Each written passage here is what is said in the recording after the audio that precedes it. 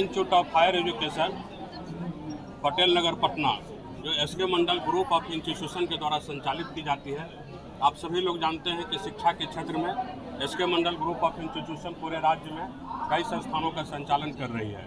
उस कड़ी में SK Mandal group of institution के द्वारा पटना जिला अंतर्गत पटेल नगर में Krishna institute of higher education का भी संचालन किया जा रहा है। इस संस्थान में पैरामेडिकल एलाइड हेल्थ साइंस के क्षेत्र में कोर्स कराए जाते हैं। इसमें bachelor of physiotherapy, bachelor of occupational therapy, bachelor of hospital management, diploma course में अगर देखिएगा तो DMLT, ड्रेसर, OT असिस्टेंट और ये जो 6 कोर्सेज है पैरामेडिकल साइंस में इसको कराए जाते हैं। और इसी संस्थान के परिसर में Saumya Krishna ANM training school का भी संचालन किया जाता है, जिसमें ANM का प्रशिक्षण कराया जाता है। इस संस्थान में Krishna institute of higher education Patel Nagar Patna में वर्ष 2025 में 2 बच्चे एडमिशन लिए थे फिजियोथेरेपी, बैचलर ऑफ फिजियोथेरेपी में, बैचलर ऑफ ऑक्यूपेशनल थेरेपी में, बैचलर ऑफ हॉस्पिटल मैनेजमेंट में। उन बच्चों का आज यहाँ फ्रेशर पार्टी का आयोजन किया गया था इस संस्थान में, और उनके सीनियर के द्वारा ये आयोजन किया गया है। जो बच्चे के 24 बैच के बच्चे थे, 23 बैच के बच्चे थे, उनके द्वारा 2025 बैच के बच्चे के लिए वेलकम समारोह जो आज तक आयोजन किया गया,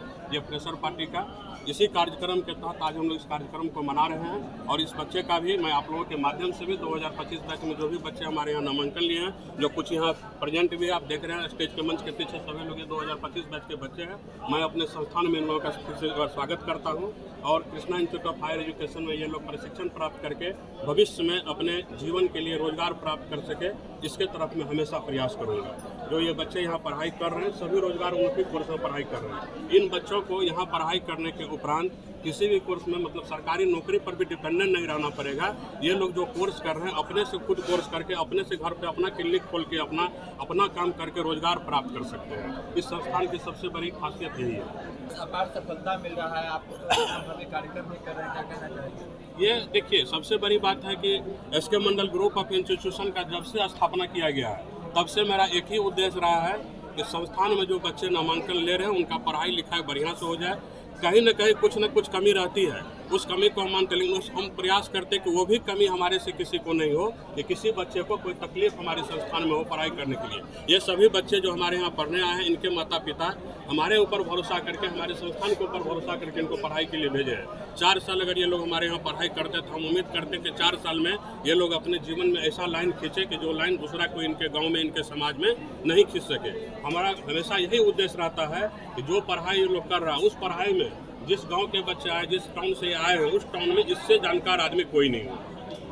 बच्चे यहाँ से पढ़कर निकलते हैं तो क्या रोजगार लगवाने के लिए? बिल्कुल, जो कोर्स का भी हमने बात किया आपसे, इस कोर्स में आप छोटे से समझिए, छोटा सा बात, एक ड्रेसर का कोर्स हमारे यहाँ होता है, 1 साल का कोर्स होता है। अगर ड्रेसर का कोई यहाँ शिक्षा प्राप्त कर लेता है और अभी आप बाहर निकलिएगा, आपको हर एक 100 मीटर पर नर्सिंग होम मिलेंगे। वहाँ जो काम कर रहा है वो अनट्रेंड आदमी काम कर रहा है, जो भी कर रहा होगा।